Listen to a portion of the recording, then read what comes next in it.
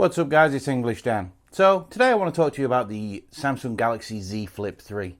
Had that since like the day before it came out on launch. Really nice device, but it may not be the device for you, and this is why.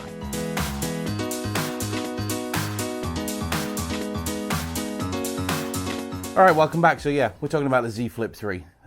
Probably the most intriguing phone that Samsung has released this year. It's hit that price point that's under $1,000. Alright, it's only by $1, but hey, it's still under $1,000. They've upgraded it so it has the bigger 1.9-inch screen on the outside, so you can actually read notifications, do things like swipe through your music, look at your weather, things like that. So the front screen is now actually worthwhile. Before, they may as well have not even put it there. Obviously, they've upgraded the cameras, nice dual cameras on there, and then on the inside you have a 6.7-inch Full HD Super AMOLED display. Actually, it's called a Dynamic AMOLED. It's got an aspect ratio of 22:9, so it is thin and tall, not like me, I'm squat and fat, but yeah, it is kind of different to use. Also has 120 Hz refresh rate in this, unlike the ones previous, they were 60 Hz. So yeah, it's a really nice phone when you're using it. It also has a hole punch, no under display camera like you get in the Z Fold 3, but that's not really an issue seeing as that camera's kind of pants anyway. So let's just talk about the cameras quickly on this device. You get a 12 megapixel regular main camera, takes some really nice photographs. It's not like Samsung S21 Ultra kind of photographs, but they're still very, very good and very, very usable. Keep a lot of detail, do pretty well in low light, things like that. Also has a 12 megapixel ultra wide camera that keeps the same color science I was finding, and also offers some really good detail. Really good cameras actually on the Z Flip 3. I thought they were better than I was expecting, put it that way. The front camera on this is also a 10 megapixel, and it also does take some pretty decent photos. Now, in typical Samsung fare, it does smooth out your face a little bit, so it makes you look about 10 years younger. Some people like that. I don't. But it's still overall though a pretty good camera, especially for portraits. The cutout's really good. You get some really good lighting, you get some really, really good portrait shots. Not bad. You can also use the display on the cover screen, the 1.9-inch display, as a viewfinder to take selfies, but it comes in a 1:1 aspect ratio, so they're square and you can't change the shape of those photos, which is a bit bizarre. Hopefully that's something Samsung can do something about in an upcoming update. Don't know, maybe it's something to do with the screen, I'm not sure. I don't understand why that would be stuck that way, but here's hoping, fingers crossed. So yeah, overall the cameras are pretty good on this. They do take some decent night mode shots. They're not like breathtakingly great or anything, but it does do okay in night mode as well. I haven't got any night mode samples. Not really here to show you samples of the phone and things like that, and I'll get onto that more shortly. But there's plenty of videos out there if you want to see my friend Adam Matlock. He's called Tech Odyssey. He's got tons of coverage on the Z Fold 3, more than I have, put it that way. This is my one and only video on the Z Fold 3. Sorry, the Z Flip 3. So bear that in mind. Other specs for this is it's Snapdragon 888. So you got the latest and greatest Snapdragon in there. 8 gig of RAM on all models. Starts at 128 gig of storage, but it's only $50 more. So $50 more gets you 256 gig of memory, and I would recommend everybody going for that. I know that below 1,000 is a real nice price point, but for $1049, you may as well double your storage. It's, you know, unless you don't really store a lot on your phone or you're not going to take a lot of photographs or videos or anything like that. But I think for the extra $50, especially with resale value, that 256 is a much better option. So obviously, because this thing folds, you get a thing called flex mode on here, and it does work quite well. So you can be watching something at the top of the screen while the phone's sat, and you know, you can have something on the top of the screen while, let's say, you're watching YouTube, and you can scroll through the comments on the lower part of the screen. Also works as like a tripod. So you know, if you put the camera down, the phone down with the camera facing outwards, like you would do in flex mode, that'll give you obviously a steady shot because it's supporting itself on the hinge. So yeah, it's pretty cool for when it comes to different use cases. When it comes to audio on this thing, the speakers are actually really good. It's dual speakers, whereas before I believe it was only a single speaker, and they are really full, good sounding speakers. They do offer decent sound separation, and that's because the phone is pretty tall. So but you can hear between the left and right, which is pretty good. I'm quite happy with the way the sound the Z Flip. I'm quite happy with the way the Z Flip sounds. Get your teeth in, Daniel. The most impressive thing for me about the Z Flip 3 is the fact that it's IPX8 rated, so it's really water resistant. Like, that's just up there with the best. But there is an X, and the X means it's not tested against dust or anything like that. So I'd be really careful going on a beach or something like this, or if you work in, somewhere that's a real dusty environment, like the shop where I work. It's carpenters, they make cabinets, there's a lot of sawdust, things like that. It's not rated for that, and if you got that in the screen, I think any of that stuff would cause havoc with it. More on the screen shortly. And battery, same as last year, which I'll talk to you about in a moment, but you got to remember you do have a bigger front screen and you do have a 120 hertz display now on the inside.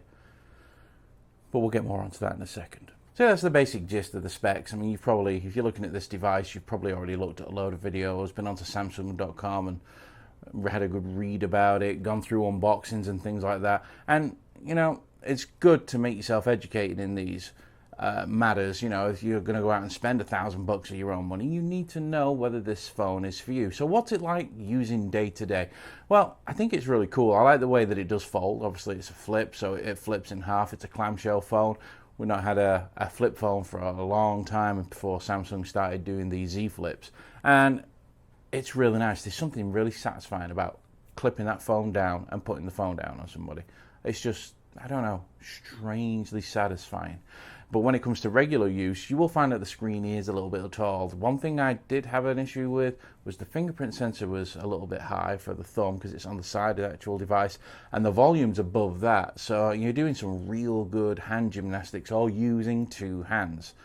So that may be a problem to some of you. It wasn't really much of an issue to me. It was just I wish they'd put more on the lower section, or put one on the lower section, at the top of the lower section, and the volume rocker maybe at the bottom of the higher section of the phone.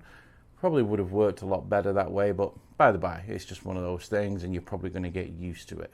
The actual build quality of the phone is great. It looks a lot like the S21 Ultra when I'm talking like the metal finish. I had it in Phantom Black. It has the glass at the top. It's really well built. There's no creaks or anything. You don't get any seams or get anything garish like that. Everything is really well manufactured on the Z Flip 3. I think it's one of the best looking phones out there. There is a rim that goes around the actual screen on the inside, so when you do close it, you're not closing it onto the display. It just is a nice phone.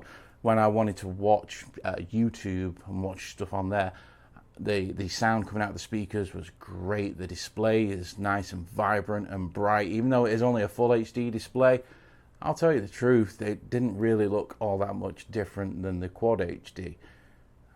Really didn't. And people are going to go, oh, well, what about the crease? Well, when you're looking at the phone dead on, you really can't see the crease. And even if you can, you get used to it in no time and you actually don't see it anymore. It's the same on the Z Fold 3, and I do have a video coming up on that as well shortly.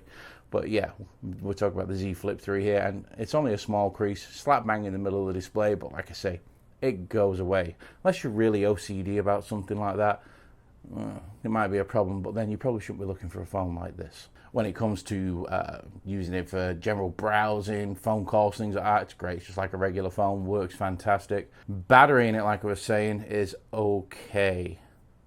When I say okay for what it is, because it has the same size, I think it's 3300 milliamp hour battery, same as what was in the Z Flip 5G, but you've now got a 120 hertz display. All right, this display is a new technology that's meant to use less power, but I was getting around 4 hours screen on time, which can be plenty for a lot of people, don't get me wrong. But for me, I was reaching for the charger partway through the day. Does charge via USB-C, does have quick charge with it, so yeah, that's the usual. But some people might be wondering, and there you go, there it is. So what about that screen? They're saying that these screens are 80% tougher than what they were last year, and they are really nice. They feel different, and I think it's the screen protector that they put on top of it this time. It's not as cheap and garish as the last one. The last one was a real grease catcher and just smeary mess. This one feels more like glass, if that makes sense. I know they say that they're glass screens, which I suppose they are because they have a very small amount of glass shards in these displays, but they are still very much soft. Very, very soft. So don't be fooled into thinking from the marketing jargon, 80% stronger screen, it's going to be as strong as a regular display. It's not. You can dig a nail into it, you can push a nail into it. They even say not to push on the screen when you're closing. It'd be nice to close with one hand, but you do have to close with two a lot of the time, unless you're daring and you think you're going to be okay using your thumb pushing it into the screen. We'll Well, it's up to you, but yeah, the screen is still kind of soft. And this is where I'm saying it might not be for you. And there's those little caveats there that, you know, the soft screen could still easily be damaged. The battery life, the cameras, though they're good, they're not as good as what I would find on the S21 Plus, or certainly not the S21 Ultra. When this phone, when you're using it, it's just a regular candy bar phone. And candy bar, I mean like this, just a regular straight phone. And it's just not as good as the other Samsung devices for me when it's in that orientation. Like I say, the battery is nowhere near as good as what I get on the S21 Ultra or the S21 Plus, or on the S21, regular S21 neither. So if you're going to be using this like a regular phone a lot of the time, this might not be the phone for you. If you're going to use it folded up and use the front screen a hell of a lot, then yeah, it's convenient. When you put it in your pocket, obviously it's a lot smaller in there. It's a little thicker, but it's a lot smaller and it's easier to carry. So that is a benefit of using this phone. Same with if you're a lady like my wife, it's much easier to throw this in your purse or your bag, wallet, whatever you want to call it over here. But throw this down into the bag and it's folded up, protected, and it's not taking up a lot of room. I can understand the use case for that. Just for me, I carry an S21 Ultra. I also carry the Z Fold 3. I also carry the Pixel 5a. I also carry a Pixel 4. You get what I'm saying? I carry a lot of phones. And what I found with the Z Flip 3 is once the novelty wore off of this phone flipping, I didn't really actually understand why it was around. I do understand why it's around, because it's innovation and they're trying to move cell phones forward and create new fun ways to use your phone. Which I agree, this is good, and it is an innovation without a doubt, and it's certainly a big step up over the last Z Flip 2 or 5G, whatever you want to call it. I found that when I had my S21 Ultra and I had the Z Flip 3 both on the table in front of me at work, I'd reach for the S21 Ultra 9 times out of 10.